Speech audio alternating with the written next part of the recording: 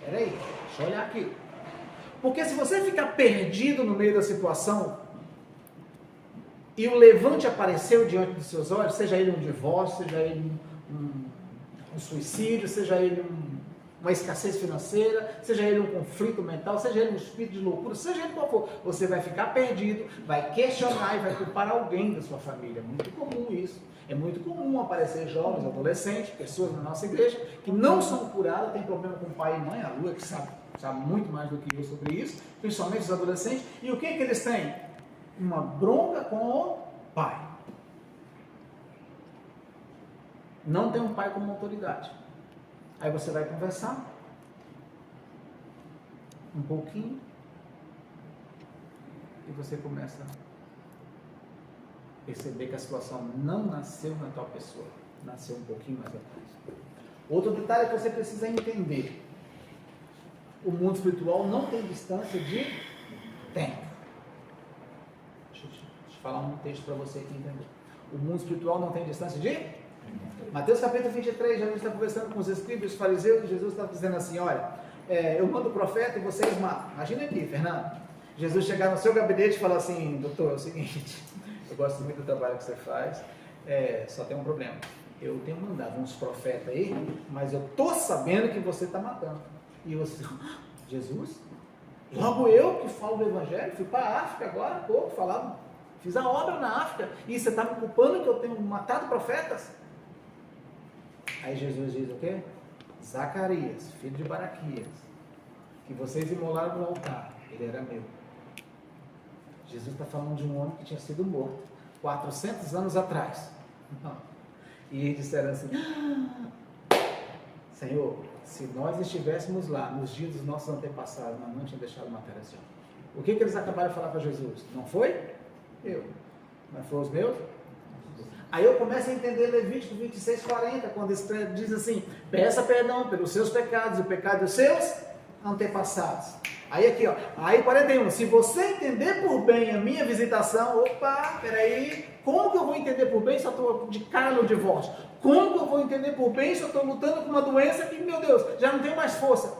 Todos os médicos já me enganaram, como que eu vou ter? Se você entender por bem a minha visitação, aí eu lembrarei da aliança que eu tenho com Jacó, ó, a distância de tempo.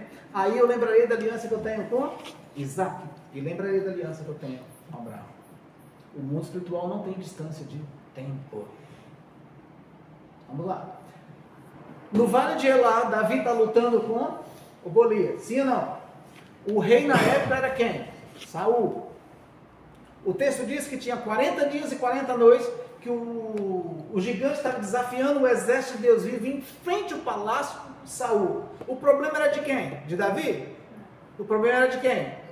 Mas o texto diz assim, ó: quem matar esse gigante casa com minha filha Merabe. Não sei se Merabe era feio, queria despachar, não sei. Sei que o texto diz isso. Quem matar esse gigante vai casar com minha filha Merabe. Vou enriquecer com ouro e vai morar no palácio, não vai pagar imposto, nem o cara que matar e nem os seus descendentes. Marcos capítulo 19, Jesus chega no templo com Pedro, os cobradores de impostos, e diz assim: ei, Pedro, o seu mestre paga imposto? Pedro diz: paga? Oxe, Jesus não está levando nada para ninguém. Jesus se antecipa a Pedro e fala assim: Pedro, quem deveria de pagar imposto? Os da casa ou os fora de casa? O que Jesus está falando? Pedro, eu sou descendente. O mundo espiritual não tem distância de tempo. Paulo está fora, recebe uma carta e fala assim: fiquei sabendo que no meio da congregação tem um homem que está deitado com a mulher do seu pai. Pela madrugada. Esse problema aí já tinha desde sempre, tá? Paulo não estava presente, tá?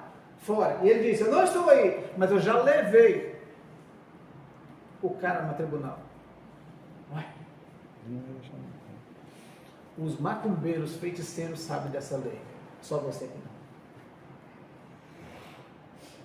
Só você que não. O macumbeiro sabe quando tem sangue fica mais fácil, porque é a moeda de troca. Só você que não. O macumbeiro sabe que quando tem um pacto de sangue dentro do templo, que era para ser o templo do Espírito Santo de Deus, fica mais fácil. que agora além de pecado você é um sacerdote.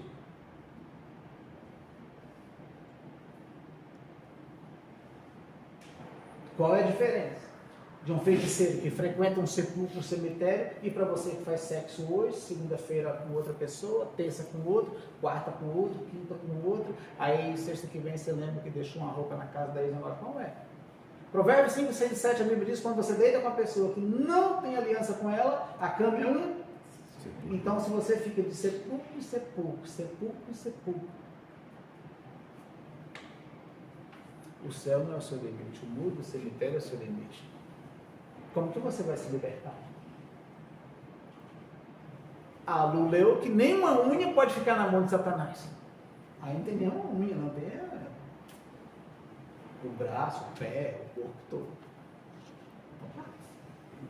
Você precisa entender isso. Senão quando você for visitado, você não vai entender. Os grandes homens da Bíblia foram visitados.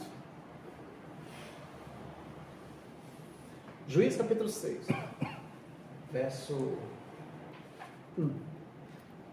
E fizeram mal aos olhos de Deus, a nação de Israel. E Deus entregou a nação aos midianitas. Quem entregou a nação aos midianitas?